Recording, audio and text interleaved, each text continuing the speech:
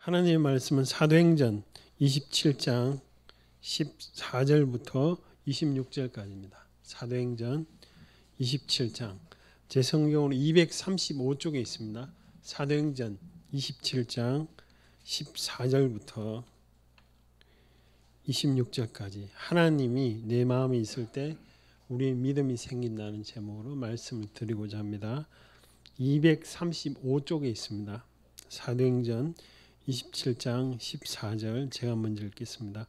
얼마 안 되어 성 가운데로부터 유라굴로라는 광풍이 크게 일어나니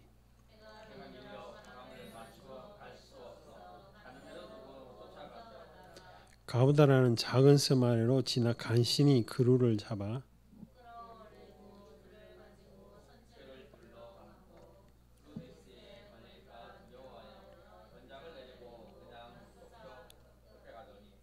우리가 풍랑으로 심히 애쓰다가 이튿날 사공들이 짐을 바다에 풀어버리고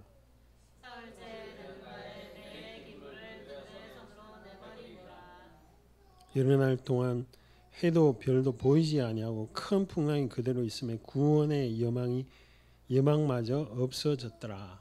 여러 사람이 오래 먹지 못하였음에 바울이 가운데 서서 말하되 여러분이여 내 말을 듣고 그에 대해서 떠나지 아니하여 이 타격과 손상을 면하였다면 좋을 것이니라.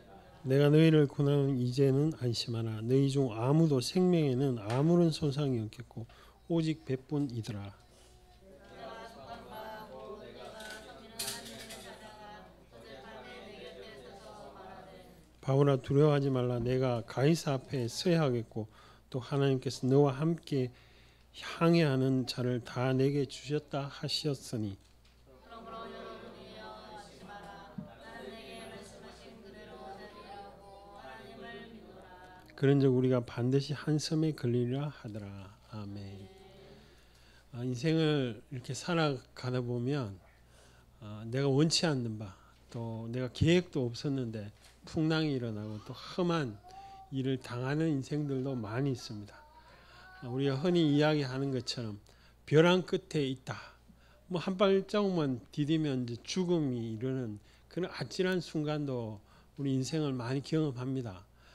순탄하게 사는 분도 물론 있습니다. 그러나 많은 경우에는 인생이 참 어렵고 또 내가 어떻게 살아야 되는지 또 내가 차라리 죽는 게 좋겠다. 뭐 이런 생각 가운데 인생을 살게 되죠. 우리 사도 바울도 이 타고 가는 배가 그랬습니다. 사도 바울이 10절에 보면 출발하지 말자 그랬는데 선장의 말을 듣고 배가 출항합니다. 출항했더니 큰 풍랑이 일어납니다. 풍랑은 이렇게 바람이 세차게 부니까 바다에 큰 파도가 일어나는 것이죠. 그게 14절에 유로굴라라는 태풍입니다. 한마디로 말하면 우리나라 말로는 이 계절풍인데요. 이렇게 쭉 갈 때 사람들이 여기 작은 배가 아닙니다. 276명 정도 탔다고 뒤에 구절에 나옵니다. 276명이라는 배가 이 큰 배죠. 아주 큰 배입니다. 그러니까 배가 움직이는 데는 한 사람이 자동차 운전하지 그렇게 쉽게 움직이는 게 아닙니다. 이때 당시는 이 바람을 이용하고 또 노도 적고 이렇기 때문에 사람들이 일심단결해 가지고 이렇게 움직이는 배인데 그 배가 우리 18절을 같이 한번 읽어볼게요. 다시 한번 읽어볼게요. 시작.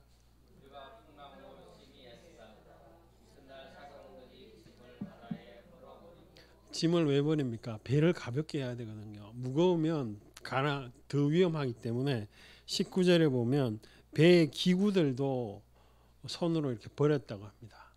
그런데 문제가 더 있습니다. 어떤 문제냐? 20절입니다. 같이 다시 한번 읽어볼게요. 시작. 큰 풍랑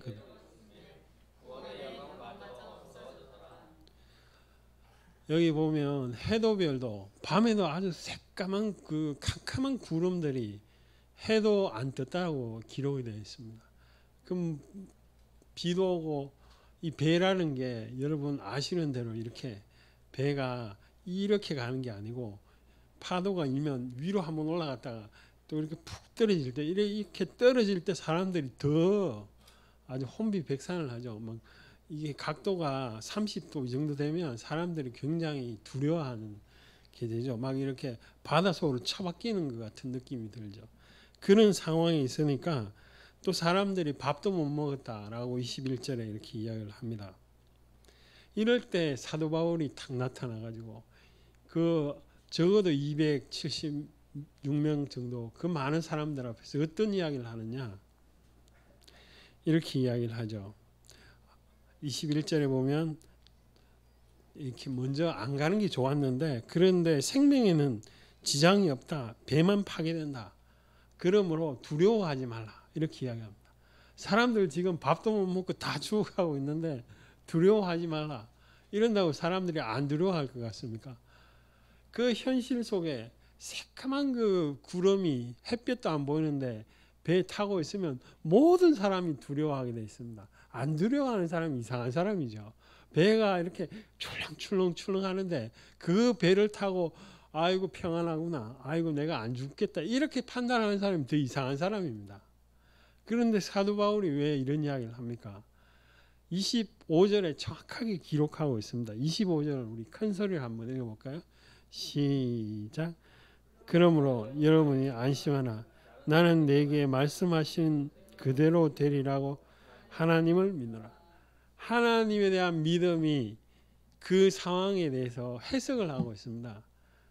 여러분의 인생이 굉장히 어둡고 어렵고 힘든 순간이 와도 내 마음속에 하나님이 계시고 또 하나님의 이런 말씀이 있으면 내가 그 상황을 이깁니다. 두려워하지 않습니다. 사도 바울처럼 두려워하지 않습니다.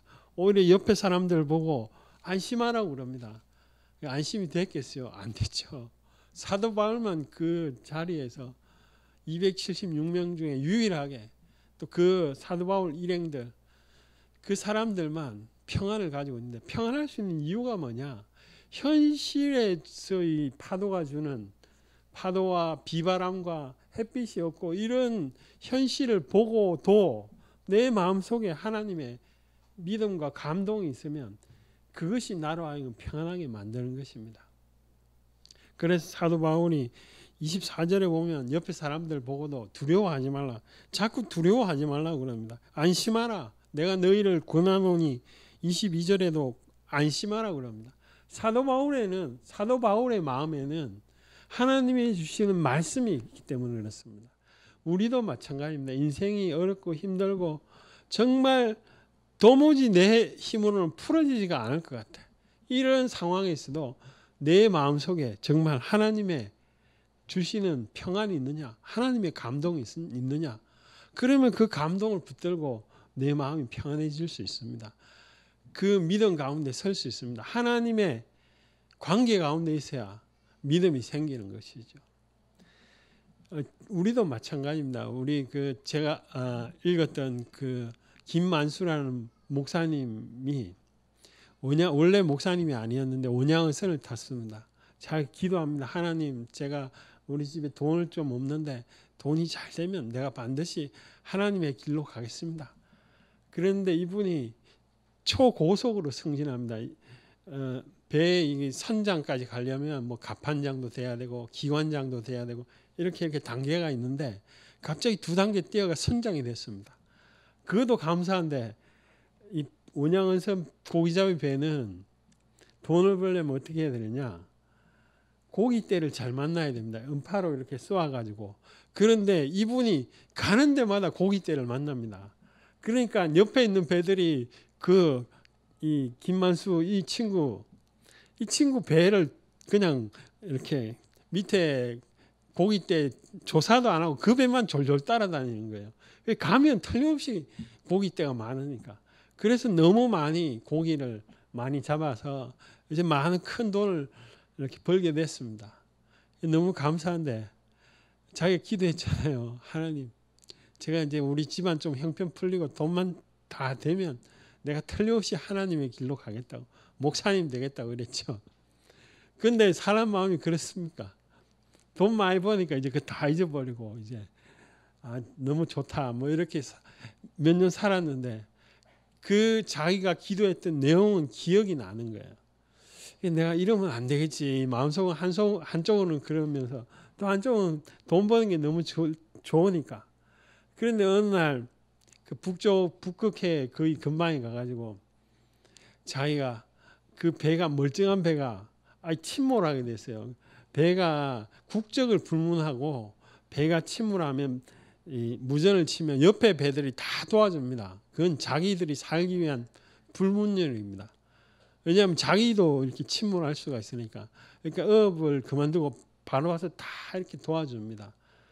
자기 배가 침몰할 때 이분이 이 멀쩡한 배가 왜 갑자기 침몰할 정도로 됐느냐. 내가 하나님의 그 약속을 안 지켰지. 그러면서 자기가 그 선원들은 멀쩡할 거야. 하나님이 나만 그렇게 혼내실 거야. 이러면서 사람들은 막 선원들은 이제 배가 침몰하니까 옆에 배로 다 옮겨 타면서 난리인데 자기 마음은 평안한 겁니다. 그리고 그 배만 파손되고 모든 선원들은 다 옆에서 구조가 됐어요. 그리고 나서 이분이 자기가 그 회사를 그만두고 이렇게 갔는데 여러분 속에 또 우리 마음 속에 하나님의 분명한 감동과 말씀이 있으면 그 말씀으로 현실을 해석합니다. 사도 바울도 그랬지 않습니까? 사람들은 막 비바람이 치고 풍랑이 막 이렇게 하니까 배가 엄청나게 이렇게 흔들리고 그래 불안하고 밥도 안 먹고요. 나중에는 그렇게 하는데 사도 바울은 그 현실 속에서 하나님이 주시는 마음이 있으니까 하나님의 주시는 믿음과 하나님이 주시는 말씀으로 그 현실을 해석하고 있어요. 괜찮다. 우리가 그렇게 해석하고 있습니다. 저나 여러분 속에서도 하나님이 주시는 이 말씀이 분명하게 있기를 간절히 축원합니다. 여러분 이거 선택해야 됩니까? 저쪽으로 가야 됩니까? 이렇게 고민할 때가 많습니다. 아니면 이 사람 이야기 들어보니까 이 말이 맞는 것 같고 저 사람 이야기 들어보니까 저 말이 맞는 것 같고 왔다 갔다 합니다. 이럴 때는 제일 좋은 방법 교회 와서 기도하십시오. 또 하나님 앞에 기도하십시오. 그렇게 하면 그 마음에 평안을 주십니다. 그 평안이 여러분과 저를 인도합니다. 하나님이 그렇게 불안하게 또 이렇게 왔다 갔다 이렇게 인도하지 않습니다. 성령님의 감동은 여러분들 마음을 평안하게 합니다. 그 평안을 꼭 붙들고 가세요.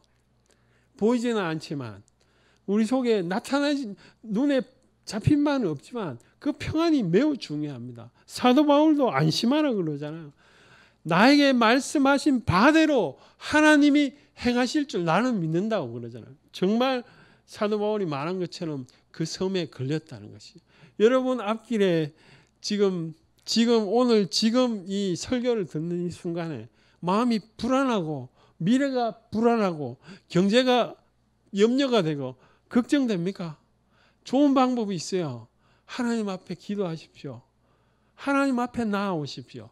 사도 바울은 그런 파도가 치고 사람들이 뭐 난리를 피우고 이럴 때에도 여전히 하나님과의 관계 속에서 있었다는 것이죠.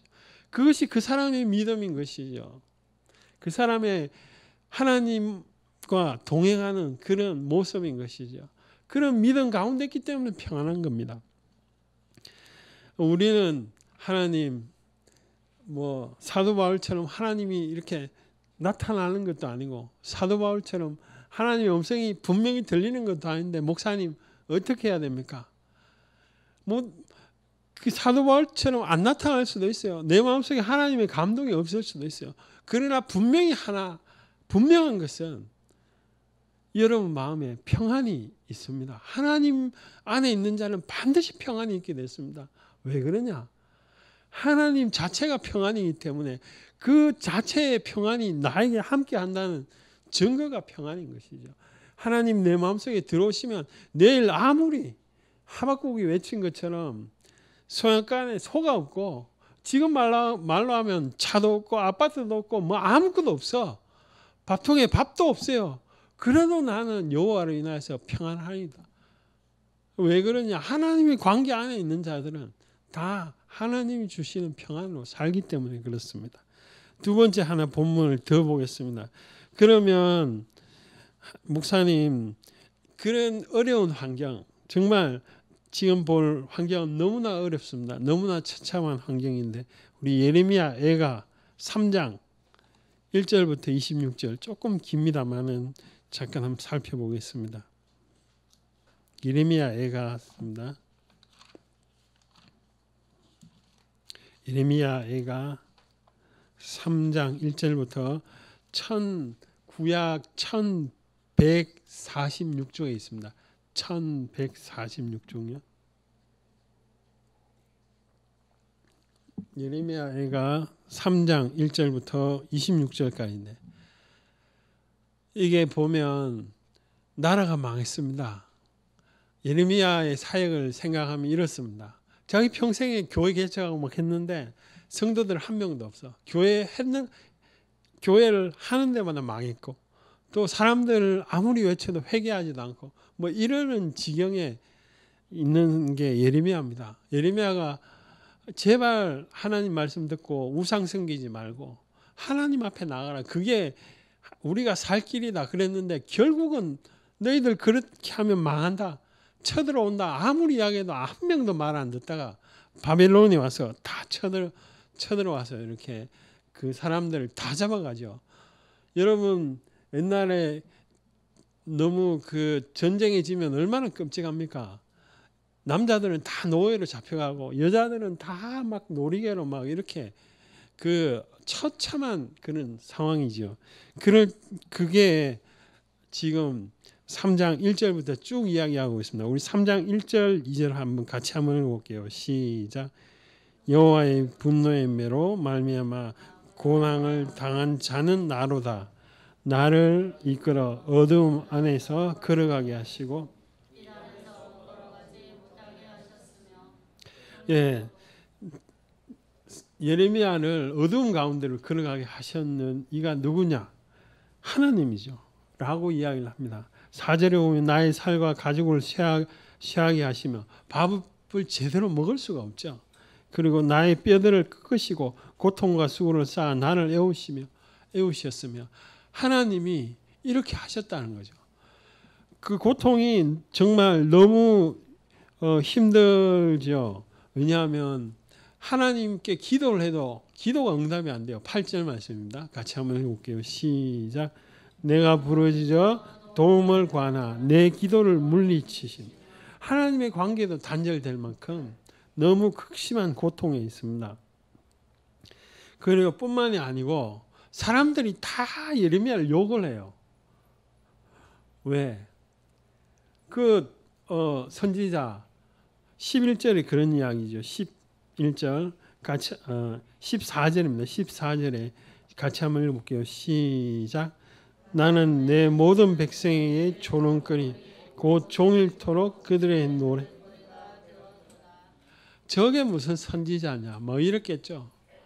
그리고 사람들이 그냥 지나가는 게 아니고 예레미야라고 그러니까 아주 죽일 놈 뭐 이렇게 온갖 욕을 다 하고 뿐만이 아니고 15절에 보십시오. 15절 같이 읽어볼게요. 시작.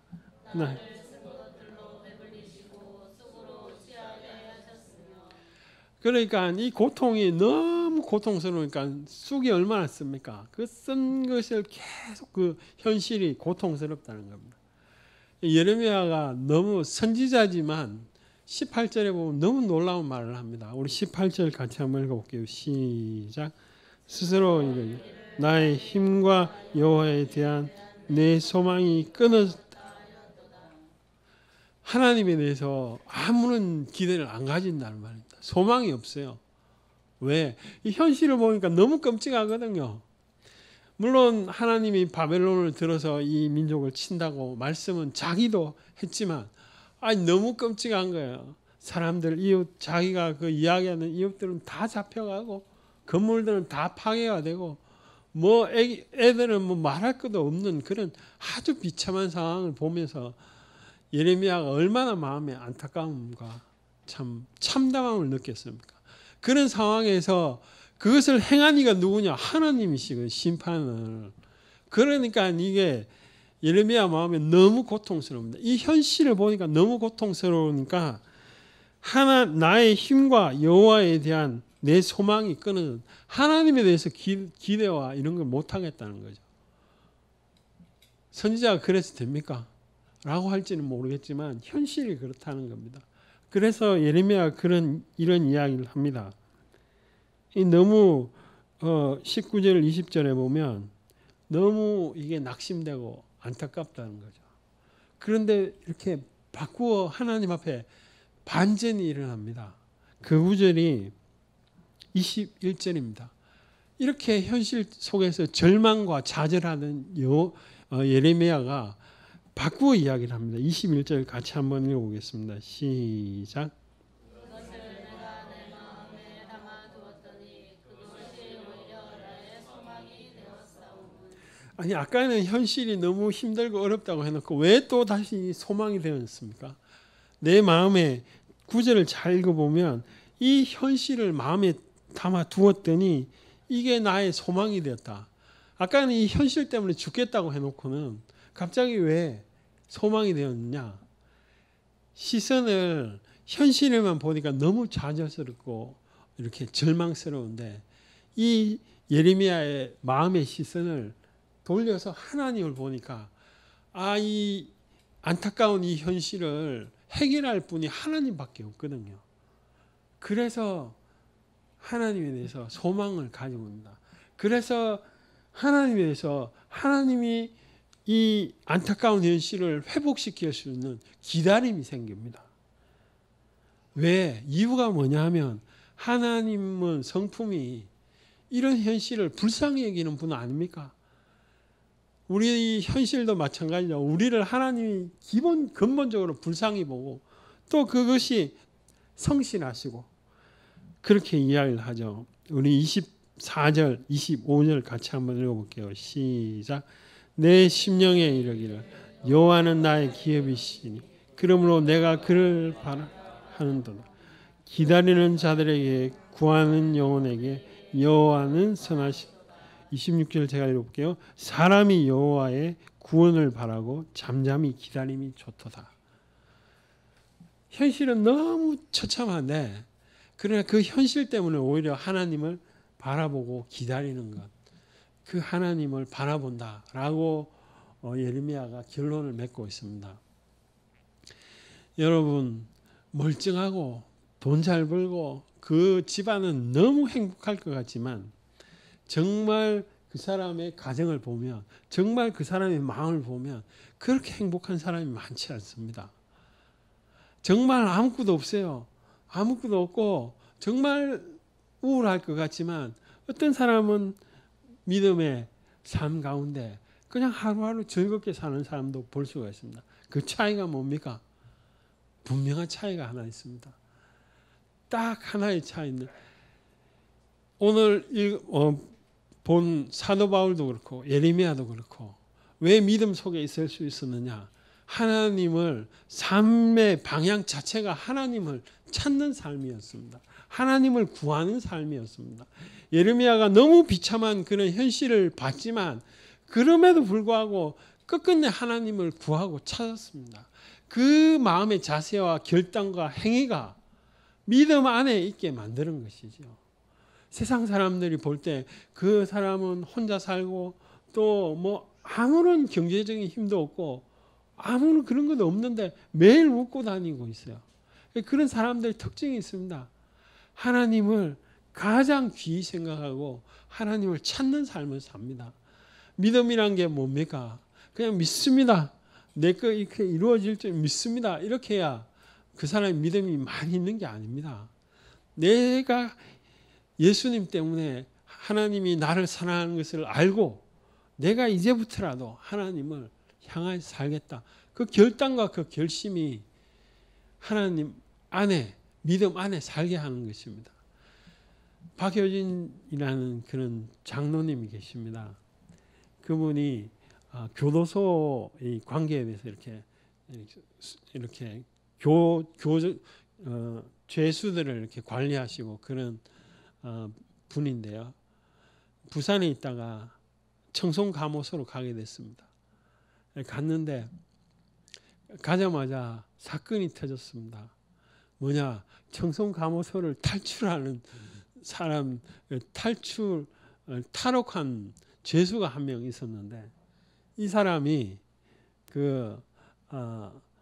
가자마자 그 교도소의 그 제일 높은 소장이 부릅니다. 당신은 이 사람 탈출한 사람이 부산이 연고지라, 부산으로 사람들이 보통 탈옥하면 자기 연고지 고향에 주로 가거든요. 그러니까 사람들이 다 갔는데 안 잡히거든요. 안 잡히면 어떻게 되느냐 하면 소장부터 관리 책임자가 다 문책을 당합니다. 그러니까 이 소장이 박효진 이 사람을 불러가지고 당신 연고지 그 부산에 이렇게 죄수들도 알지 않냐, 가서 좀 잡아오라고 책임자로 보냈습니다.